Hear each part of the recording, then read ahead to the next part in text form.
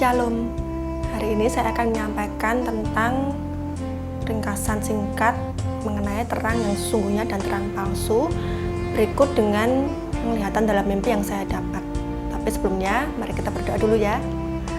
Terima kasih Bapa, terima kasih Yesus. Kami siap mendengarkan firman-Mu. Di dalam nama Yesus Kristus, hikmat-Mu Tuhan turun atas kami yang mendengarkan firman-Mu. Dan kuasa darah Yesus yang menutup bungkus kami dan melindungi kami dari apapun. Menjaga kami tidak pernah terlelap. Haleluya. Amin. Nah, yang pertama adalah siapa yang dimaksud dengan terang yang sesungguhnya? Adalah Yesus Kristus Tuhan, Sang Juru Selamat. Kalau terang palsu, itu adalah iblis yang menyamar sebagai malaikat terang. Nabi-nabi palsu, rasul-rasul palsu, pekerja-pekerja curang yang menyamar sebagai rasul-rasul Kristus yang mengadakan tanda-tanda yang dahsyat dan mujizat-mujizat palsu. Lalu yang kedua, apa buah dari terang yang sesungguhnya?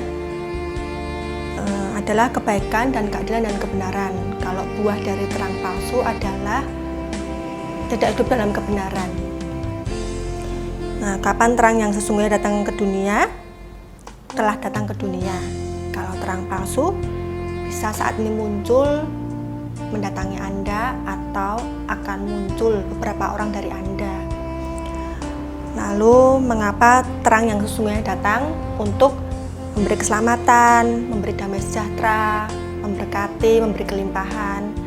Kalau terang yang palsu untuk menyesatkan orang-orang pilihan dan untuk mencuri dan membunuh dan membinasakan. Lalu, di mana tempatnya kelak bagi orang yang hidup dalam terang yang sesungguhnya? Di rumah Bapa banyak tempat tinggal. Kota itu penuh dengan kemuliaan Tuhan dan cahayanya sama seperti permata yang paling indah. Bagaikan permata yaspis jernih seperti kristal. Temboknya terbuat dari permata yaspis. Kota itu sendiri dari emas tulen bagaikan kaca murni. Dasar-dasar tembok kota itu dihiasi dengan segala jenis permata. Jalan-jalan kota itu dari emas murni bagaikan kaca bening. 12 pintu gerbangnya adalah 12 mutiara. Sungai air kehidupan yang jernih bagaikan kristal. Pohon-pohon kehidupan. Dan Tuhanlah yang menerangi mereka, tidak memerlukan cahaya lampu maupun cahaya matahari. Kalau terang palsu, di mana tempatnya kelak?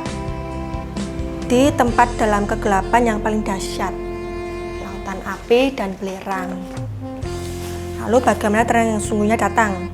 Dikandung dari Roh Kudus. Betapa kudusnya Yesus sampai malaikat menyerukan seorang kepada yang seorang, kudus, kudus, kuduslah Tuhan. Lalu kalau terang yang palsu, bagaimana dia datang? Dengan mendatangi Anda atau beberapa dari Anda akan muncul beberapa orang. Nah, itulah perbedaan antara terang yang sesungguhnya dan terang palsu.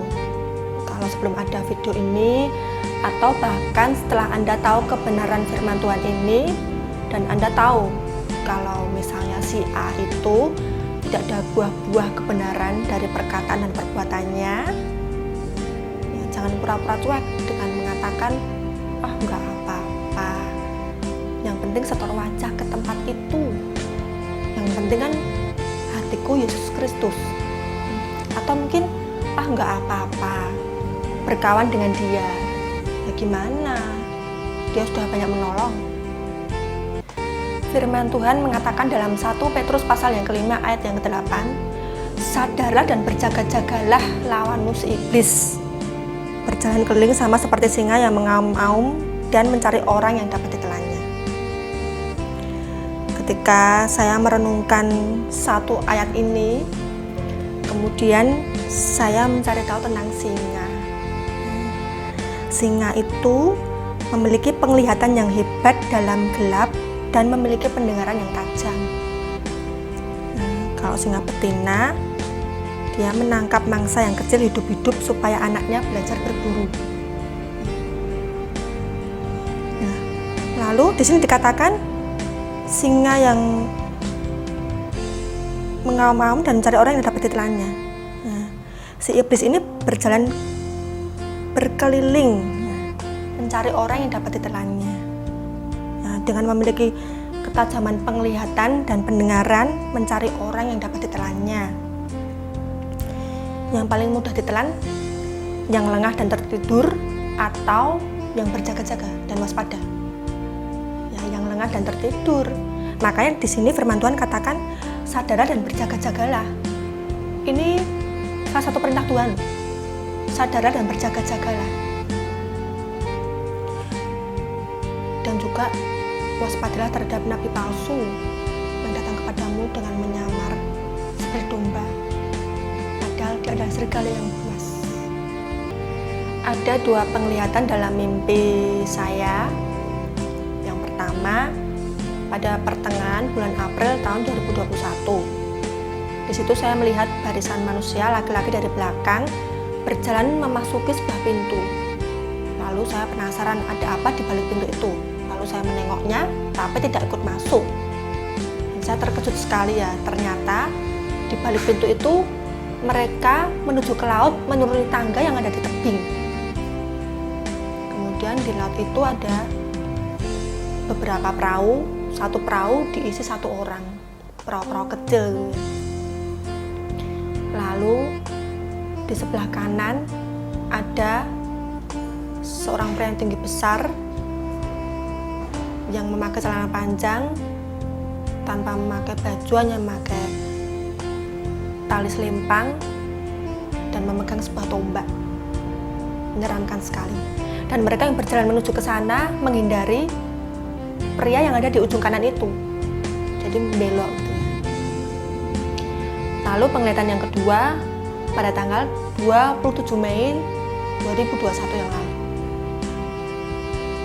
Ini saya ceritakan sepenggal saja ya. Kalau yang ini, saya dan mama saya berjalan di jalan raya. Lalu di tengah-tengahnya saya melihat ada lokomotif putih blok. Saya kira itu hanya pendek ya. Setelah saya berjalan lagi, saya terkejut karena ternyata kereta itu panjang putih blok. Penglihatan itu ngeri sekali ya saudara. Saya tidak perlu menjelaskannya, sudah jelas itu gambarannya menunjuk pada apa, apalagi didukung oleh situasi yang sedang terjadi sekarang ini. Oleh karena itu, datanglah pada terang yang sesungguhnya, Yesus Kristus Tuhan Sang Juru Selamat. Dan jangan kepada Bar Yesus. Siapa Bar Yesus? Seperti yang kemarin sudah saya jelaskan pada video terang palsu, adalah seorang tukang sihir dan nabi palsu. Anda bisa baca sendiri dalam Kisah Para Rasul 13 ayat 4 sampai 12. Yesuslah jalan dan kebenaran dan hidup dalam Yohanes 14 ayat yang ke-6. Dan juga Yesus juga berkata, percayalah kepada terang itu selama terang itu ada padamu, supaya kegelapan jangan menguasai kamu. Karena barang siapa berjalan dalam kegelapan, ia tidak tahu kemana ia pergi. Yohanes pasal 12 ayat 35 dan ke-36. Siapa bertelinga hendaklah ia mendengar. Matius pasal 13 ayat yang ke-9. Dan jika hari ini kamu mendengar suaranya, jangan keraskan hatimu. Dalam Ibrani pasal yang ketiga ayat 15. Koyakkanlah hatimu. Dalam Yoel pasal 2 ayat 13.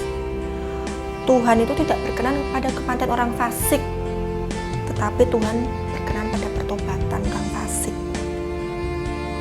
Dalam Yeskiel pasal 33 ayat yang 11. Para malaikat Tuhan itu bersukacita loh kalau ada satu orang saja yang bertobat.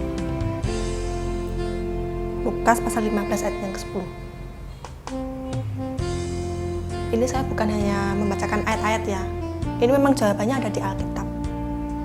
Semua tertulis di sini. Ya. Saya sudah menyampaikan apa yang Roh Kudus gerakkan dalam hati saya. Datanglah pada terang yang sesungguhnya, yaitu Yesus Kristus Tuhan Sang Juru Selamat. Saya menyampaikan ini nggak asal tinggal ngomong 5 menit jadi ya.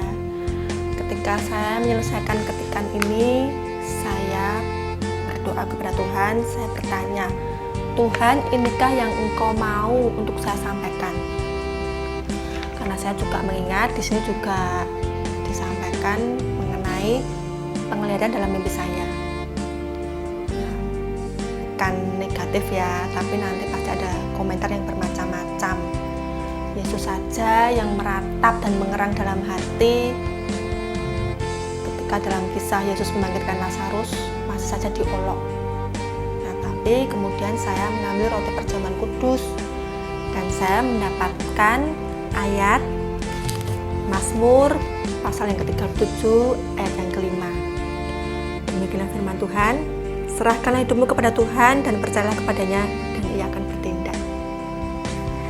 Inilah yang juga merupakan jaminan dari Tuhan ketika pada awal saya menjawabku jawab ya Tuhan. Ketika saya memikirkan bagaimana kalau begini, bagaimana kalau begitu, siapakah aku, bla bla bla. Tuhan juga beri ayat ini. 3 kali waktu itu saya mendapatkan dalam 2 minggu berturut-turut. Ketika setelah saya menjawab jawab ya Tuhan, ini sudah saya jelaskan pada video kesaksian sebelumnya ya. Lalu saya memegang Alkitab dan saya bertanya kepada Tuhan, Tuhan Engkau mau saya sampaikan apa? Lalu saya mendapatkan rema terang. Lalu muncullah judul-judul, ya ini terang yang sesungguhnya dan terang palsu, dan nanti diikuti oleh rema-rema yang lainnya dengan judul-judul yang berbeda. Nah, dari awal saja saya sudah merasakan bagaimana kalau saya harus menyampaikan ini, bagaimana kalau saya harus menyampaikan itu, dan ternyata benar kan? Di awal saja saya sudah harus menyampaikan ini, terang yang sesungguhnya dan terang palsu. Ada peperangan rohani yang kami hadapi ketika saya membuat video-video yang sudah saya buat, khususnya video dengan tema ini. Tapi Tuhanlah yang memberi kemenangan. Waktu itu saya mendapatkan ayat perjamuan kudus yang berisi tentang pembelaan Tuhan.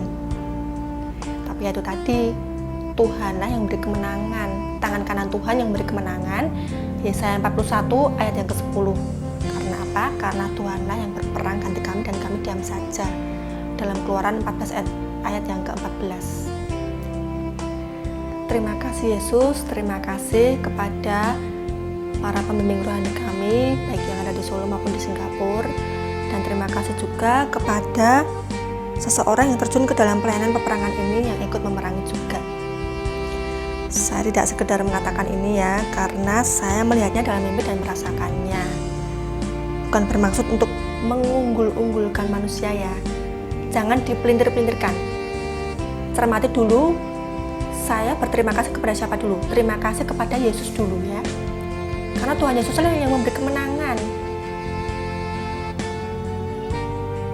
Jadi jangan dipelintir-pelintirkan. Firman Tuhan katakan, jagalah lidahmu terhadap yang jahat, dalam 1 Petrus 3 ayat yang ke-10. Haleluya, kemuliaan bagi Tuhan. Mari kita berdoa. Terima kasih Bapa, terima kasih Yesus, kami sudah mendengarkan firman-Mu. Di dalam nama Yesus Kristus, Tuhan memberkati dan melindungi kami, serta memberikan kepada kami damai sejahtera yang berlimpah-limpah. Menjaga kami tidak pernah terlelap, kuasa darah Yesus menutup bungkus kami dan melindungi kami dari apapun. Haleluya, amin. Sekian video saya kali ini, Tuhan Yesus memberkati.